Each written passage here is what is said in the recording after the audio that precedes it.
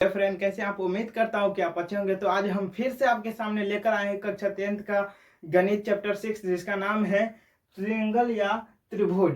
प्रश्नावली 6.2 में जो है हम पिछले में 8 क्वेश्चन तक हम सोल्व कर चुके हैं पिछले क्लास में। अब हम 9वां क्वेश्चन और सिर्फ 9 और 10 सोल्व करते हैं और तब यह चैप्टर समाप्त हो जाएगा। यानी ये प्रश्नावली एक्सरसाइज जो है यह समाप्त हो जाएगा। अब अगले चैप्टर में चलेंगे। सबसे पहले क्वेश्चन नंबर 9 में देखते हैं कि एबीसी एक समलंब चतुर्भुज है। समलंब चतुर्भुज का आप नाम सुने ही होंगे कि जिसकी दो भुजा जो होती है वह समांतर होती है और दो भुजा जो होती है वह असमांतर होती है। यानी यदि हम ये त्रिभुज की बात करें तो यह एक समलंब चतुर्भुज है जिसमें ये भुजा और यह भुजा समांतर है और यह जो है असमांतर है। यानी यह दोनों समांतर नहीं होगा, बल्कि ये दोनों जो है स्ट्रेट लाइन यह समांतर होगा। तो हम सबसे पहले क्वेश्चन सोल्व करते हैं कि त्रिभुज यानी एबीसी एक समलंब चतुर्भुज है जिसमें AB समांतर DC है तथा इसके विकर्ण परस्पर बिंदु O पर प्रतिच्छेद करते हैं। दर्शाइए कि AO बट्टा BO बराबर CO बट्टा DO। यह हमें सिद्ध करना है। तो सबसे पहले चित्र इसको कैसे बनाएं, तो चित्र हम इस पर समझाते हैं कि ABCD क्या है, एक समलंब चतुर्भुज। थोड़ा थोड़ा करके जितना जितना तक दिया है उतना उतना पढ़ेगा तो चित्र अपने आप बनेगा। कह रहा कि एबीसी एक समलंब चतुर्भुज है। तो हम समलंब चतुर्भुज का चित्र तो जानते ही है, जिसकी दो भुजा बराबर समांतर होती है और दो भुजा असमांतर होती है। तो यह दोनों भुजा असमांतर है, नाम दिया एबीसीडी। यानी इसका नाम ए दे देते हैं, इसका नाम बी दे देते हैं, इसका नाम सी और इसका नाम डी। हम चाहते तो पी क्यू आर एस भी दे सकते थे, लेकिन यहाँ पर क्वेश्चन में जो दिया हम उसी के हिसाब से चलेंगे। तो सबसे पहले दिया है कि ए बी सी डी। तो कहता है जिसमें ए बी समांतर है बी सी, यानी ए बी जो है यह समांतर है डी सी के तथा इसके विकर्ण। अब हम कहेंगे कि विकर्ण इसका क्या होगा, यानी इस कोना से लेकर इस कोना तक जितनी बड़ी लंबा छड़ होगी वही विकर्ण होगा। यानी ए और सी को मिला दीजिए, यही एक विकर्ण हो गया। इसके विकर्ण परस्पर यानी दोनों विकर्ण जो है बिंदु O पर प्रतिच्छेद करते हैं। यानी हम विकर्ण बनाना है तो हमें A और C को मिलाना होगा। तो A और C को मिला दिए और फिर D और B को मिला देते हैं। D और B को मिला दिए, जो कि क्या करता है, परस्पर बिंदु O पर प्रतिच्छेद करती है। यानी यह बिंदु O पर प्रतिच्छेद करती है। यहाँ पर कट रहा है BD और AC कहाँ पर काट रहा है, बिंदु O पर काट रहे हैं, प्रतिच्छेद करती है। तो दर्शाइए कि AO बट्टा BO बट्टा CO बट्टा AO बट्टा BO बराबर CO बट्टा DO हमें सिद्ध करना है, यानी दर्शाना है। तो सबसे पहले इसका चरण तो हम बताए थे, पहला तो दिया है। तो दिया है में लिखेंगे कि ABC क्या है, ABCD एक समलंब चतुर्भुज है। यानी ABCD एक समलंब चतुर्भुज का निशान दे दीजिएगा या लिख दीजिएगा चतुर्भुज। इसको हम लिख देते हैं चतुर्भुज है। क्या कर रहा है,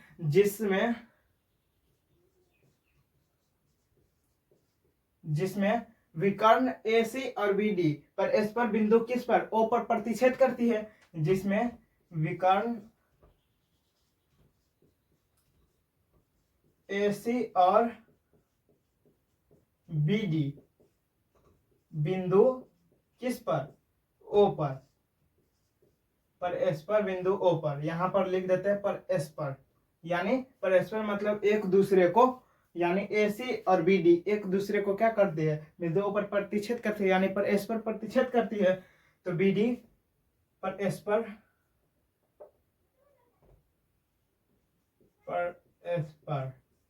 बिंदु O पर क्या करती है, प्रतिच्छेद करती है, प्रतिच्छेद करती है।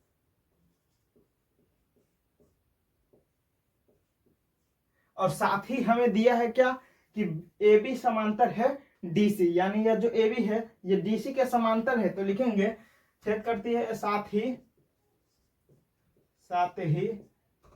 AB समांतर है DC। यह हमें इतना दिया है। अब हम दूसरा चरण चलते हैं, डीसी है। अब हम दूसरा चरण क्या है, दूसरा चरण तो होता है सिद्ध करना, तो हम सिद्ध करना में लिखेंगे कि सिद्ध करना है, सिद्ध करना है। क्या सिद्ध करना है भाई, सिद्ध करना है कि AO बट्टा BO बराबर CO बट्टा DO हमें सिद्ध करना है, यानी AO बट्टा CO और BO बट्टा DO, यही है ना, नहीं, AO बट्टा BO यानी ये AO बट्टा BO और CO बट्टा DO, यह हमें सिद्ध करना है। तो लिखते हैं कि AO बट्टा BO बराबर CO बट्टा DO सिद्ध करना है।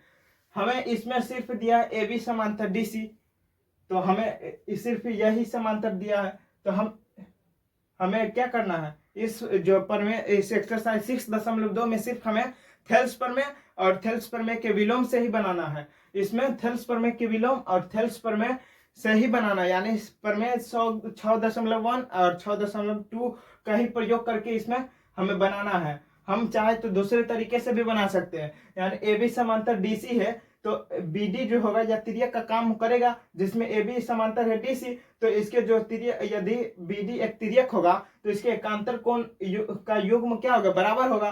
तो कोण इस त्रिभुज, इसकी बात करें तो ABO और इसका बात करें तो ये बराबर ये, तो ODC, ये कोण बराबर ये कोण हो जाता और फिर ये कोण बराबर ये कोण हो जाता। लेकिन हमें इसमें थेल्स प्रमेय का लागू करना है, थेल्स प्रमेय का विलोम का लागू करना है, न कि हमें किसी दूसरे नियम से बनाना है। यदि एग्जाम में पूछ दिया जाए कि थेल्स प्रमेय या थेल्स प्रमेय के विलोम से प्रयोग करके इस जो क्वेश्चन है इसको सोल्व करें, तब आप इस तरह बनाएंगे जो हम अभी बनाने वाले हैं। और अगर इस डायरेक्ट ये क्वेश्चन दिया रहे ABCD एक समलंब चतुर्भुज है जिसमें AB समांतर DC तथा इसके विकर्ण परस्पर O बिंदु पर प्रतिच्छेद करते दर्शाइए AO बटा BD BO बराबर CO बटा DO, अगर ये ऐसे डायरेक्ट दिया हुआ क्वेश्चन तो आप दूसरे विधि का भी प्रयोग करके इस क्वेश्चन को सोल्व कर सकते हैं। तो लेकिन हमें किताब के नियम से चलना है। किताब में कह रहा है कि हमें थेल्स प्रमेय का विलोम या थेल्स प्रमेय का प्रयोग करके ही बनाना है। तो हम तीसरे रचना हमें इसमें जरूरत है, तो रचना में क्या करेंगे, हम O से जो है BC पर यानी DC के समांतर OE जो है एक रेखा खींचा जो कि BC से E पर मिलता है। तो लिखते हैं रचना कि OE समांतर DC खींचा जो BC से किस पर, E पर मिलता है, E पर मिलता है।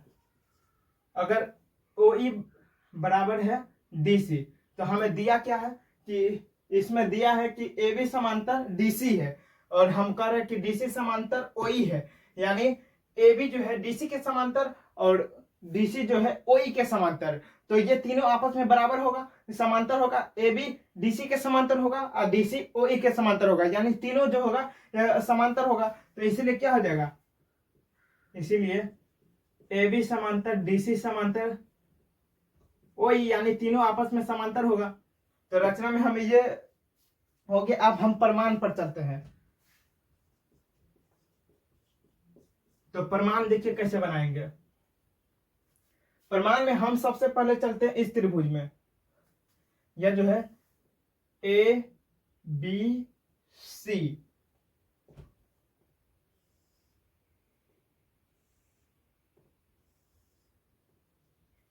यह है A, यह है B और यह है C,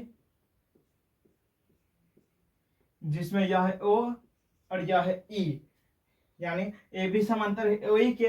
तो यदि समांतर की बात हो रही है तो थेल्स प्रमेय से क्या हो जाएगा, इसका अनुपात बटा इसका अनुपात बराबर हो जाएगा इसका अनुपात बटा इसका अनुपात। ये थेल्स प्रमेय का, यहाँ पर थेल्स प्रमेय लागू हो रहा, इसीलिए हम लिखते हैं त्रिभुज किसमें, ABC में। ABC में क्या, ABC में कि AB समांतर ओ ई। कैसे? रचना से। देखिए रचना में यदि ए बी समांतर डी सी, ए बी जो है समांतर है डीसी के, और ए बी जो है ओ ई के समांतर, और डीसी जो ओ ई के समांतर। ए बी जो है डीसी के समांतर है, और ए बी जो है ओ ई के समांतर है, यानी ए बी ओ ई के भी समांतर होगा और ए बी जो होगा ये डीसी के भी समांतर होगा। तो इसीलिए ए बी समांतर ओ ई। कैसे? रचना से। तो इसीलिए क्या हो जाएगा? थेल्स प्रमेय से। थेल्स प्रमेय से। थेल्स प्रमेय से क्या हो जाएगा भाई? थेल्स प्रमेय से हो जाएगा इसका अनुपात बटा इसका अनुपात, यानी ओ ए बट्टा, इसको हम साथ में लिख देते हैं, ओ ए बट्टा ओ सी बराबर बीई बट्टा ई सी। बीई बट्टा ई सी, इसको हम थेल्स प्रमेय से हो गया। इसे हम समीकरण 1 मान लेते हैं। कोई दिक्कत? No doubt. अब समीकरण 1 मान लीजिए। अब हम त्रिभुज ए किसमें? बी डी सी में चलते हैं। अब हम त्रिभुज बी डी सी में देखते हैं।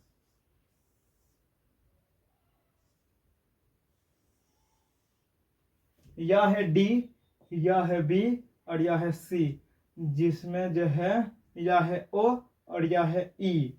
तो इसमें जो है ओ ई समांतर है डी सी। कैसे? रचना से। रचना से है। तो इसमें जो ओ ई समांतर है डी सी, तो थेल्स प्रमेय से क्या हो जाएगा? बी ओ बट्टा डी ओ बराबर बीई बट्टा ई सी। तो यहां पर लिखते हैं त्रिभुज बी डी सी में, बीडीसी में जो है बीओ बट्टा डीओ बराबर है जा किस? ओ ई समांतर है किसके? डीसी के। कैसे? रचना से। रचना से, इसलिए क्या हो जाएगा? थेल्स प्रमेय से। थेल्स प्रमेय से। थेल्स प्रमेय से हो जाएगा बीओ बट्टा डीओ। हम ओडी लिखे या डीओ लिखे, एक बड़ा बात बराबर है, या हम बीई बट्टा ईसी लिख देते हैं। बीई बट्टा ईसी, इसे हम समीकरण 2 मान लेते हैं। अब हम कहेंगे कि समीकरण 1 और समीकरण 2 में झांकिए तो समीकरण 1 और 2 में झांकते हैं तो इसका आरएचएस क्या होता है? बराबर होता है। यदि आरएचएस के बराबर होगा तो एलएचएस के भी बराबर होगा। तो लिखेंगे समीकरण 1 और 2 से आरएचएस बराबर है, तो इसका एलएचएस भी बराबर होगा। तो इसीलिए इसका एलएचएस है ओ ए बट्टा ओ सी, इसका एलएचएस है बी ओ बट्टा डी ओ। हमें सिद्ध क्या करना है? हमें सिद्ध करना है कि ए ओ बट्टा बी ओ, यानी यह जो बी ओ है यह नीचे आना चाहिए, और सी ओ बट्टा डी ओ, यानी सी इसके जगह पर जाना चाहिए। तो हम इसे बढ़िया से लिख देते हैं। इसको हम ओ ए लिखे या ए ओ, बात बराबर है। और इसको हम सी ओ बराबर हम इसको बी ओ बट्टा डी ओ लिख सकते हैं। अब हम कहें कि सी ओ और बी ओ का क्रॉस मल्टीप्लाई हम इससे गुना करते हैं, यानी हम सी ओ को बी ओ के जगह पर डाल दे और बी ओ को हम सी ओ के जगह पर डाल दे, तो कोई दिक्कत नहीं। ए ओ और यहाँ पर जाएगा तो यह कहाँ आ जाएगा? यहाँ पर, क्योंकि यह गुना में है, और जब इधर गुना हम इधर लाएंगे इसे तो भाग में चला जाएगा, तो इसीलिए यह बी ओ हो जाएगा यहाँ पर, और फिर यह भाग में है और ऊपर जाएगा तो क्या हो जाएगा? गुना हो जाएगा। तो सी ओ बटा डी ओ। देखिए तो क्या प्रूव करना था? हमें प्रूव करना था कि ए ओ बटा बी ओ, तो यहाँ पर है ए ओ बटा बी ओ बराबर सी ओ बटा डी ओ। तो यही तो हमें प्रूव करना था। तो यहाँ पर लिख देते हैं प्रमाण या प्रूव।